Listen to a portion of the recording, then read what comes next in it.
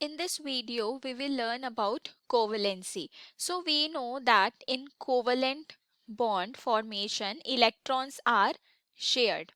So the number of valence electrons of an atom which are involved in covalent bond formation in a molecule is called its covalency. For example, in the formation of methane and carbon tetrachloride, we know that 4 valence electrons of carbon take part in covalent bond formation. So we can say in these compounds the covalency of carbon is 4. In fact, we know that in organic compounds carbon always show tetravalency. Tetravalency means valency of 4. Now in case of ammonia, we know that in ammonia out of the 5 valence electrons, only the 3 valence electrons take part in bond formation with hydrogen, as we can see here.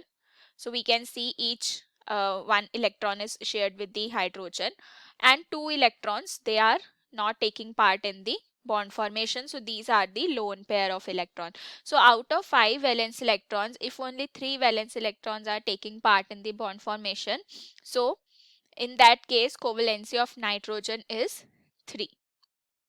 Now let us see the factors that favor covalent bond formation. So both the combining atoms should have 4 or more electrons in their valence shell. Exceptions: hydrogen, beryllium, boron, aluminium, etc.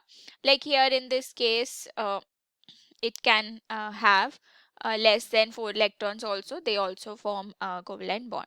Thus when two atoms of the same or different non-metals combine, a covalent bond is formed because majorly non-metals have 4 or more electrons in their valence shell. Then the combining atoms, they should have high electron affinity and electronegativity.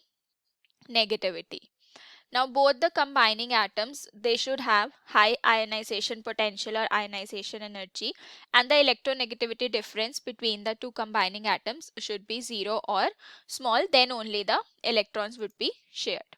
Now the covalent bonds are of two types, non-polar and polar. So non-polar covalent bond, let us understand what it is. Now we can say that when a covalent bond is formed by mutual and equal sharing of electrons between the combining atoms, when the covalent bond is formed between two identical atoms, the shared pair of electrons, it is equally attracted between the two because the electronegativity of the two atoms is same. So the bonding pair of electron, it lies somewhere midway between the nuclei of the two bonded atoms. So such a covalent bond is called non-polar covalent bond. For example, hydrogen. So in hydrogen, the shared pair of electron will be equally attracted by the two hydrogen atoms. So in non-polar covalent bond, there is no charge separation because the combining atoms are identical. So other molecules like oxygen, Cl2, N2, they are also non-polar because they have identical atoms. Now if we talk about polar covalent bond, so when a covalent bond is formed between two dissimilar atoms having different electronegativities, then the shared pair of the covalent bond does not lie midway between the nuclei of two bonded atoms, but it is displaced towards the more electronegative atom. Now this results in charge separation. One end of the covalent bond having one more electronegative atom will acquire partial negative charge, and the one having less electronegative atom acquires partial positive charge. So positive and negative poles are developed. This is called polar covalent bond. Let's see an example. So in HCl, we know that chlorine is more electronegative than hydrogen. So the shared pair of electron will be displaced more towards chlorine. So consequently, chlorine will have partial negative charge and hydrogen will have partial positive charge.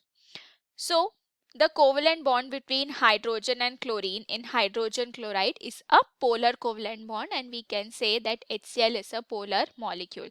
Same goes with water. In water also, oxygen is more electronegative than hydrogen, so it has two polar bonds.